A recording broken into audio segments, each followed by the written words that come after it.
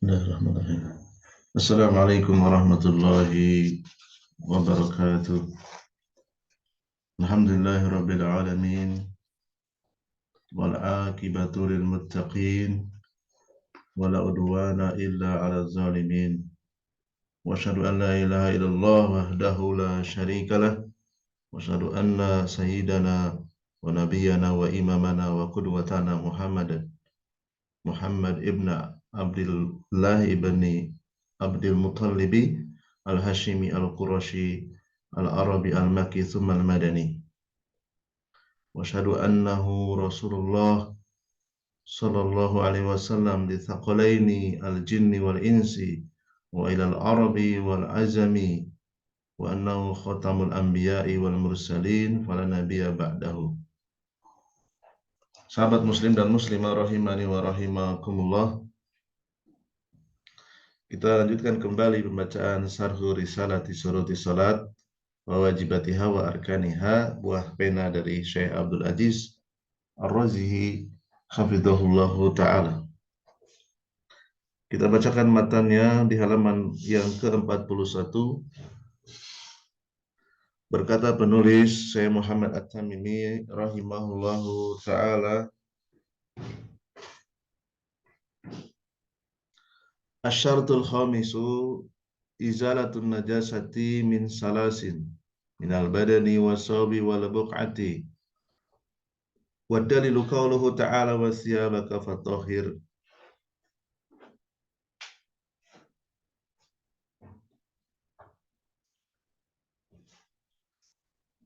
Syarat yang kelima dari syarat sholat yaitu menghilangkan najis dari tiga,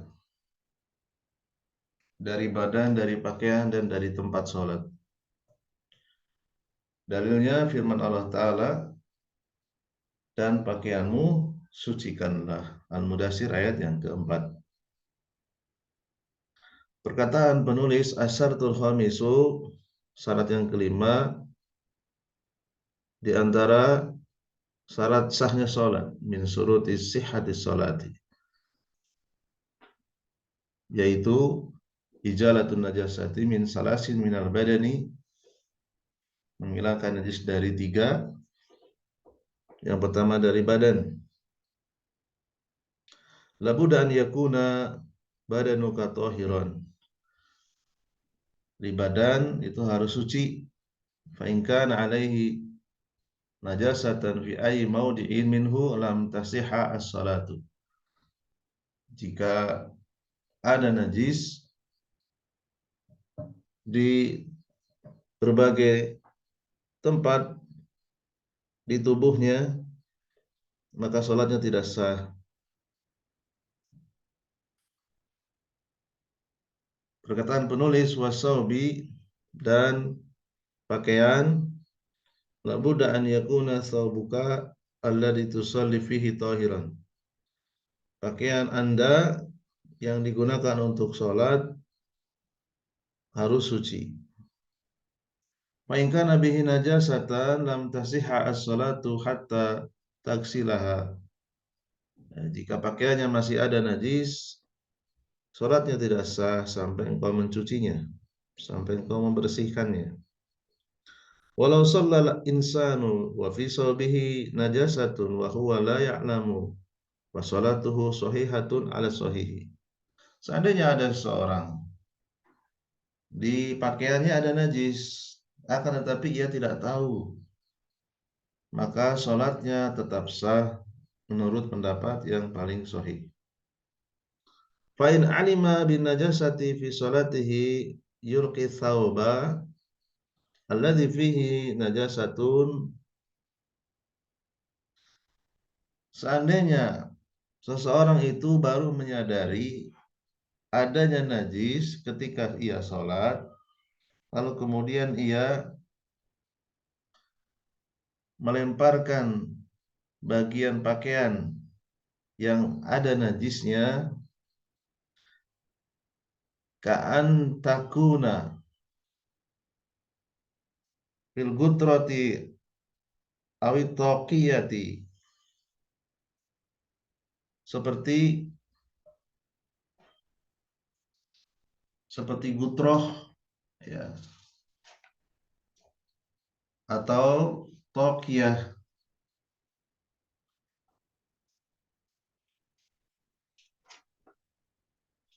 yaitu selendang, ya, selendang yang dipakai ketika sholat,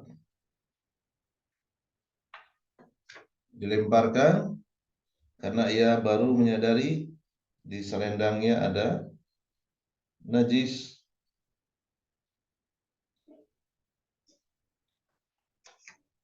Wa yastamiru fi sholatihi, maka ia bisa melanjutkan sholatnya,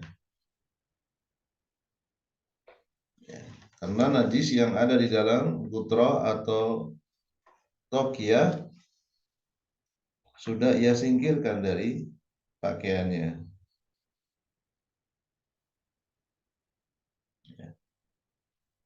Sorban, ya, sorbannya ia buang, tidak dipakai lagi, maka ia bisa melanjutkan sholatnya. Wa yastamiru fi sholatihi, dia bisa meneruskan sholatnya, tidak perlu menghentikan sholatnya. Kemudian berikutnya perkataan penulis wal buq'ati, dan tempat sholat, ay labudda an takuna al buq'atu allati tusalli fiha tahiratan, ya, wajib tempat yang digunakan untuk sholat harus suci. Fa in kunta, jika Anda tusolli sholat ala ardin, ya, di atas hamparan tanah,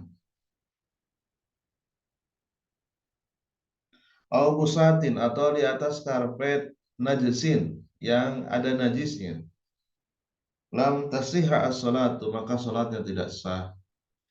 Jadi tempat Anda berdiri dan tempat Anda duduk serta tempat Anda sujud itu eh, tanahnya atau karpetnya mengandung najis, maka sholatnya tidak sah. Qauluhu, perkataan penulis, wa dalilu, dalilnya adalah firman Allah Ta'ala, wasiyabaka fatahhir, dan pakaianmu maka sucikanlah. Al-Mudaththir ayat yang keempat. Wal muradu bisiyabi, maksud kata-kata siab dalam ayat tersebut adalah al-a'malu, amalan-amalan. Ya, ini adalah ayat yang berkaitan dengan perintah Allah untuk membersihkan umatnya Nabi Muhammad. Rasulullah diperintahkan untuk berdakwah, untuk membersihkan segala bentuk kotoran-kotoran kesyirikan, amalan-amalan, ya, yang dilakukan oleh kaumnya untuk disucikan.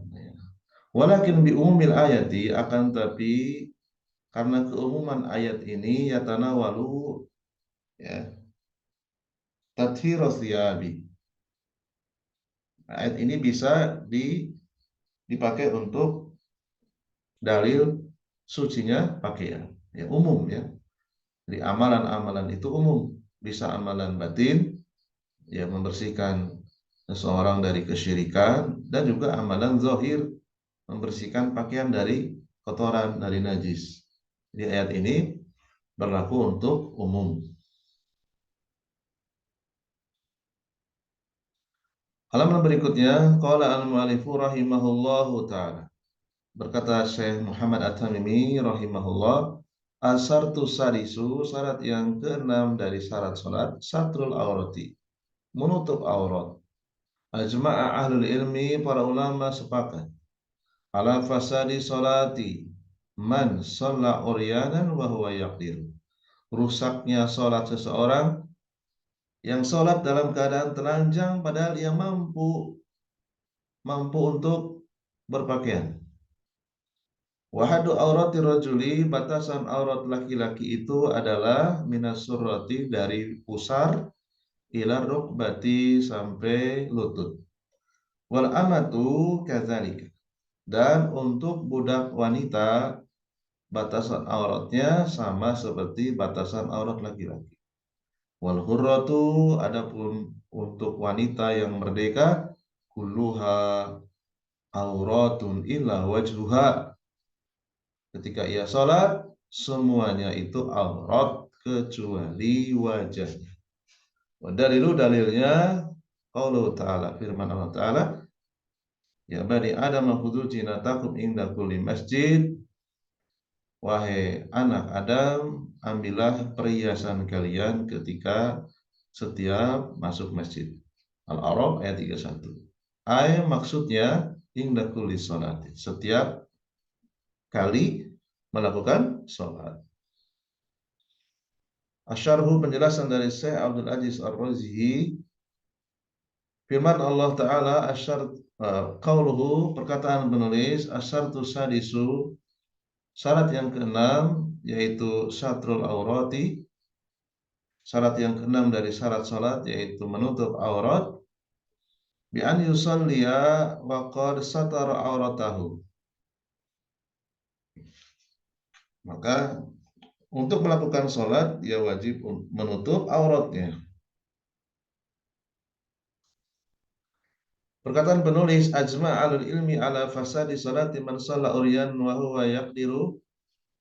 Para ulama sepakat rusaknya sholat seseorang yang melakukan sholat dalam keadaan telanjang, padahal dia mampu berpakaian, padahal mampu menutup aurat. Qala Ibnu Abdul Barri rahimahullah. Berkata Ibnu Abdul Bar, astadilu man ja'ala satratal aurati. Ibnu Abdul Bar, beliau mengatakan,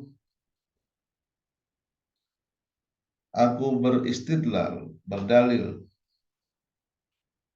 orang yang menutup aurat, ya, menutup aurat itu min faraidis sholati, termasuk di antara kewajiban-kewajiban sholat. Bil ijma'i, berdasarkan ijma',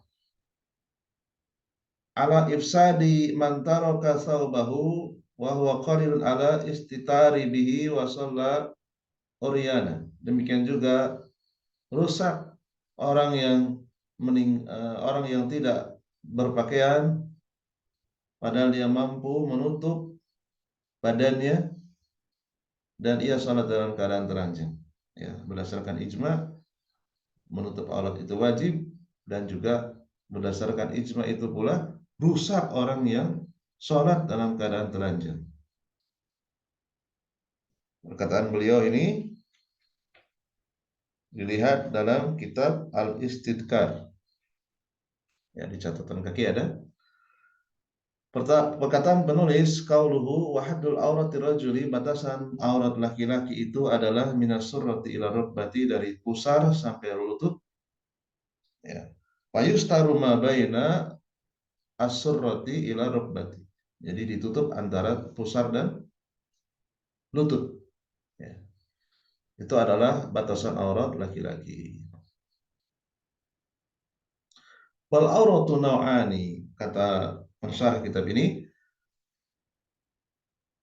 aurat itu ada dua jenis. An-naul awwalu, jenis yang pertama, auratun mughalladhatun, aurat mughalladhah, wa hiya al-qubulu wa duburu, kubul dan dubur. Kubul itu saluran buang air kecil, dubur saluran buang air besar. An-naul tsani, jenis yang kedua, auratun mukhaffafatun, aurat mukhaffafah, aurat yang ringan. Wa hiya, yaitu minasurrati ila rukbati, dari pusar sampai lutut, ya, selain kubul dan dubur. Wa yudhafu ila dzalika,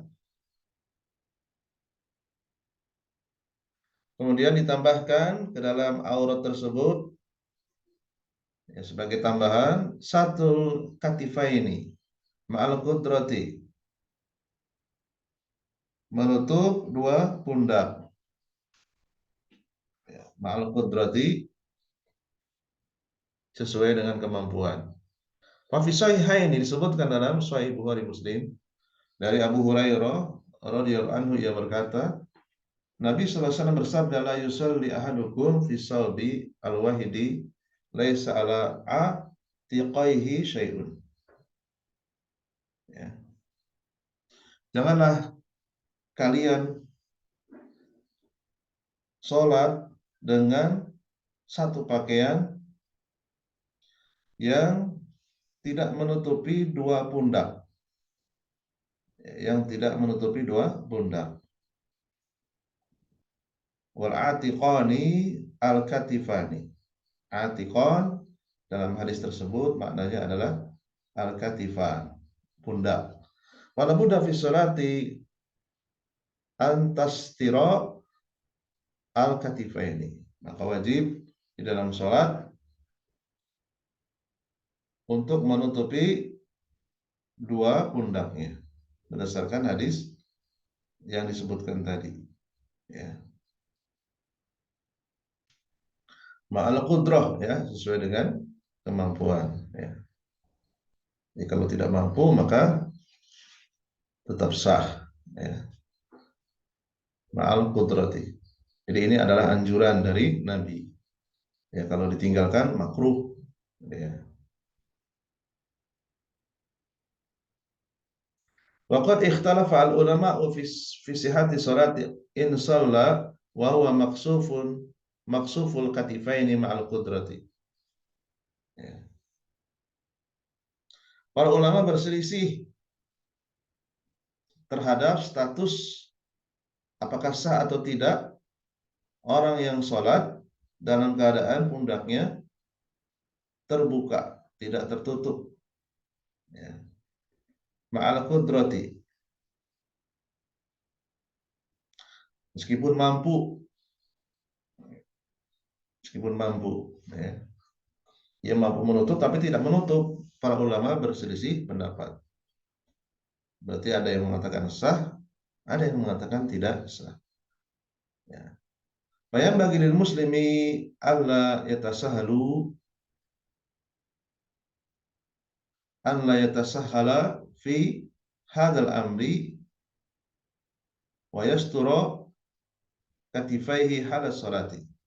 Maka sebaiknya seorang muslim tidak bermudah-mudahan dalam perkara ini, artinya tidak meremehkan dan menutup kedua pundaknya ketika sholat. Ya, keluar dari perselisihan, lebih baik kalau memang betul-betul mampu, ya tutupi saja kedua pundaknya dalam rangka untuk berhati-hati keluar dari perselisihan. Ya. Qauluhu, perkataan penulis, wal amatu, dan amatu budak perempuan, ar-raqiqatu, ya, allati tuba'u wa tustaru, yaitu budak yang biasa dijual dan dibeli, bukan budak yang dalam arti pembantu, bukan ya. Jadi betul-betul dijual belikan. Kadzalika, maka seperti aurat laki-laki. Mislu rajuli haduha minas surati ila rukbati, batasannya dari pusar sampai lutut. Qauluhu, perkataan penulis, wal hurratu kulluha auratun illa wajhuha, dan wanita yang merdeka aurat salatnya adalah semua tubuhnya aurat kecuali wajahnya. Fala yajibu 'alaiha satrul wajhi. Tidak wajib bagi wanita merdeka ketika salat menutup wajah. Qala ba'dul ulama'i, berkata sebagian ulama, illa an takuna jamilatan, kecuali wanita merdeka tersebut wajahnya cantik, wa yukhsha minal fitnati, dan dikhawatirkan bisa terjadi fitnah kalau tidak ditutup. Fa in 'alaiha antas tatira, maka ia wajib menutupnya. Ya, kalau dikhawatirkan terjadi fitnah, banyak orang yang ngintip atau banyak orang yang berusaha untuk melihat wajahnya karena terkenal kecantikannya, maka ditutup. Wal muradu haddu auratil mar'ati fi sholati, inilah yang dimaksud dengan batasan aurat seorang wanita merdeka ketika sholat. Amma kharijus sholati fakulluha aurat.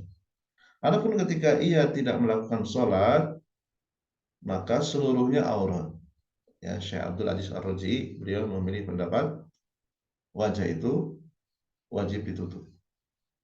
Wa kadza idza kanat fi sholati lakin bihadrati ajaniba, ya, patuh kuto patukti wajaha.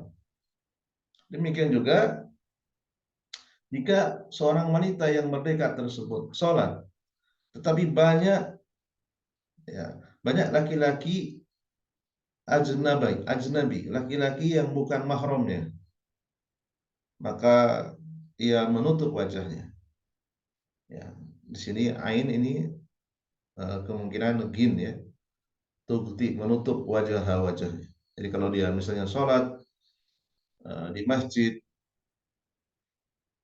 kemudian sangat mudah bagi laki-laki untuk melihat para wanita yang sedang sholat di masjid umum, dan banyak di situ para laki-laki ajnabi, laki-laki yang bukan mahramnya, maka baginya menutup aurat, ya, untuk menjaga fitnah.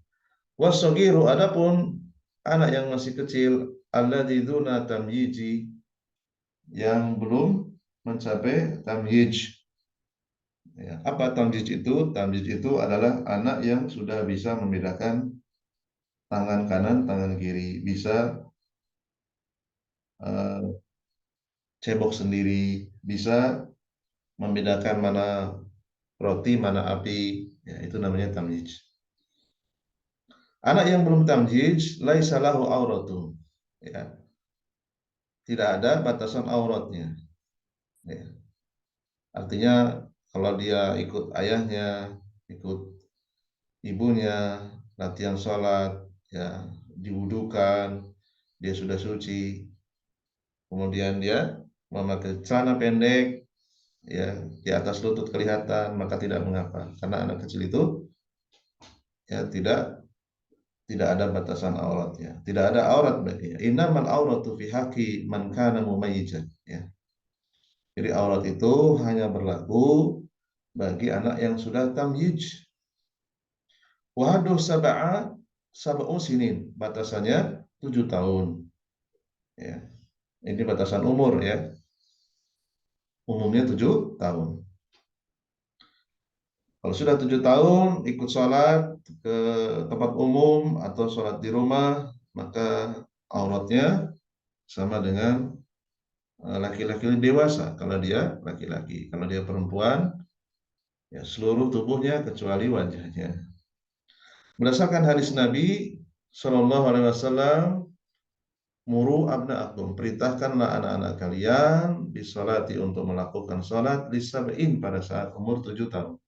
Wadribuhum alaiha li asrin, dan berikan hukuman dengan pukulan pada saat umur 10 tahun kalau dia tidak mau sholat. Wa farriqu bainahum fil madaji'i, dan pisahkanlah tempat tidur mereka.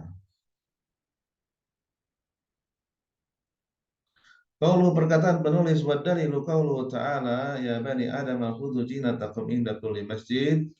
Al-A'raf ayat 31, maksudnya adalah setiap kali masuk masjid, maksudnya adalah ai inda kulli salat, setiap kali akan salat. Ya, jadi inda kulli masjid tafsirannya adalah inda kulli salat, setiap kali salat, ya. Qauluhu, perkataan penulis, khudhu zinatakum,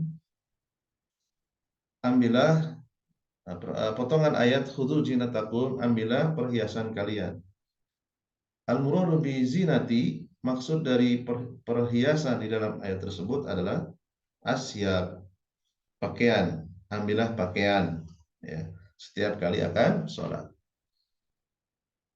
Walaysal muradu asyaba al-jamilat. Ya. Maksud dari pakaian tersebut bukan berarti pakaian yang bagus, tidak. Ya, pakaian yang yang mahal, tidak. Pakaian yang dimaksud adalah pakaian yang cukup untuk menutup aurat, cukup untuk kepantasan menutup aurat. Ya. Fatusama asyaba jinatan. Fatusama asyabu zinatan. Pakaian itu dinamakan dengan perhiasan li'annaha, karena pakaian itu tastatiru al-aurata, karena menutup aurat. Fatujammilu al-insana, dan bisa memperindah seseorang. Ya, manusia itu kalau berpakaian indah dilihatnya. Kalau telanjang tentunya ya risih, ya, tidak enak dipandang. Fasatruha tajayunu, maka menutupnya adalah termasuk bagian dari menghiasinya. Wa kaunu maksuful aurati yunafiha.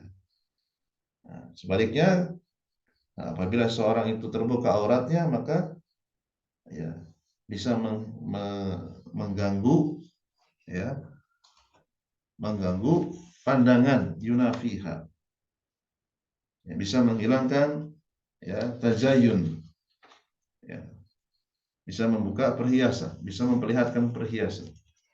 Perhiasannya akan kelihatan, malu, ya, kalau auratnya terbuka. Wa qauluhu inda kulli masjid ay inda kulli salat, ya. Inda kulli masjid dalam ayat tersebut maksudnya adalah inda kulli salat, setiap kali salat. Mungkin ini saja yang bisa kita bacakan, mudah-mudahan bisa dipahami dan bisa menambah ilmu dan ketakwaan kita kepada Allah Subhanahu wa taala. Subhanakallahumma bihamdika asyhadu an la ilaha illa anta astaghfiruka wa atubu ilaik. Assalamualaikum warahmatullahi wabarakatuh.